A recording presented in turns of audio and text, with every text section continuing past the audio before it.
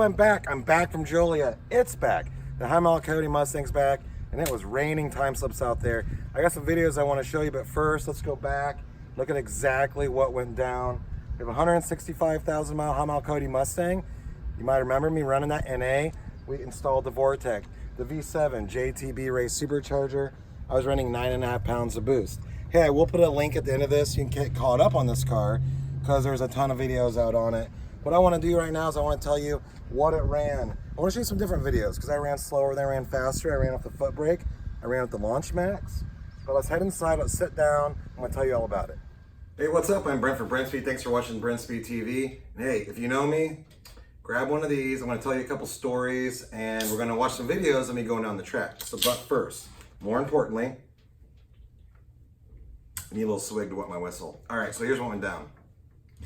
Took the High Mile Coyote Mustang to Joliet. It was the NMRA NMCA Super Bowl. If you've never been to that, it's probably the most awesome race I go to all year.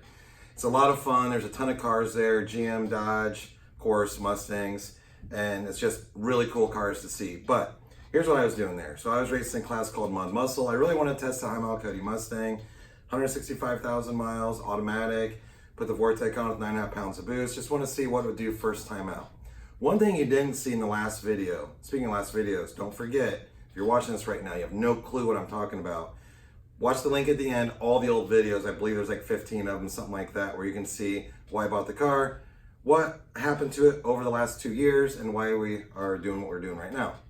So basically, okay, anyways, I'm in Joliet, and air is about 3,000 feet, DA. Not awesome race air, could have been way worse. I'm happy with that, could have been way better. But watch these two videos. These are me running on the foot brake. So I went in and, oh, here's what I was gonna tell you. I did put in 315 gears. So if you remember, this car had 410s. Wasn't gonna run 410s. I'm more of a 373 guy at the blower, but I know a lot of you out there are like 315, or whatever. I just put them in, maybe to please some of you. Plus, I never run that really. I just kind of want to see what I think. Let you run the quarter mile in the first 3 gears only. But check this out, Doug, right here.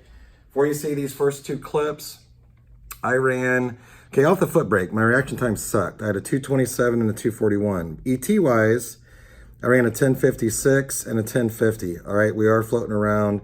I think these were actually about 2,800 DA, and then my 60 foots were 155 and 155, so pretty consistent.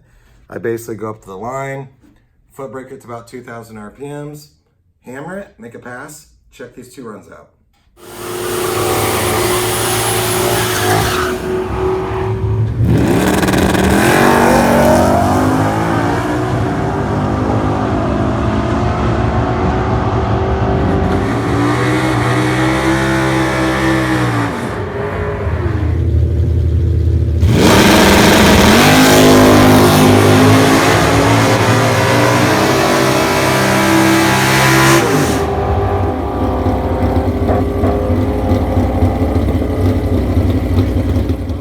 So the reason I ran the foot brake is because I haven't had this car down the track with the new setup. I just wanted to make sure the shifts were working good and the traction was good, and it was. I mean, honestly, the car off the line, I'm gonna say it was a hair lazy, a lot of it because of 315 gears, and of course, with a centrifugal supercharger, it takes a little bit of RPM to get into the boost. But the 60s were good, I mean, 155, but then it's all about using the two-step. So I started at 3,500, and honestly, I never went higher than that. Looking back, I wish I would have, because at 3,500, which you're gonna see in this video, using the LaunchMax with our two-step. If you don't know what that is, I will put a link in the description so you can understand how this works. So it's off a button, but it made my reaction times way better.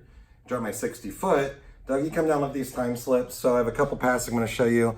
I made about 8 passes I'm there. There's about 4 passes altogether I pulled out. But my reaction times got way better with that.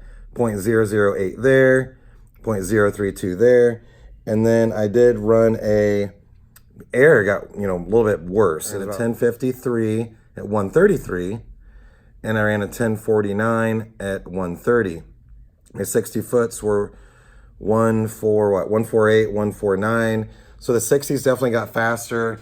The ETs changed a hair, not much, just basically because this was a whole nother day. So the first passes you watched were like on one day. These were the next day, so air wasn't as good. When air's not as good, you don't run quite as fast. But the LaunchMax worked great. I mean, my 60s went down about half a tenth. And normally I say half a tenth in the first 60 is a tenth in the quarter. That's a good way to judge that. But watch these 2 clips. I'm using the LaunchMax, launch at 3,500. The car ran good, and we'll come back and talk about it.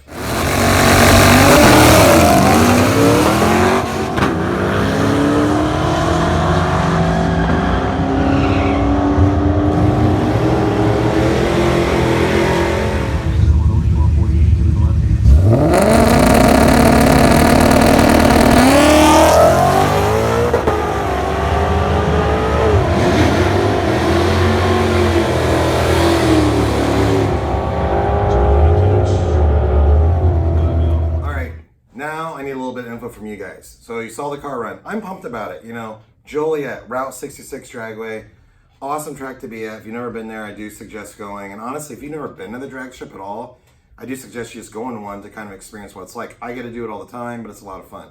But here's what I need to know from you. So car went 1049. It's definitely got more in it. We're about 9.5 pounds of boost. Do you think I should add more boost on that stock engine?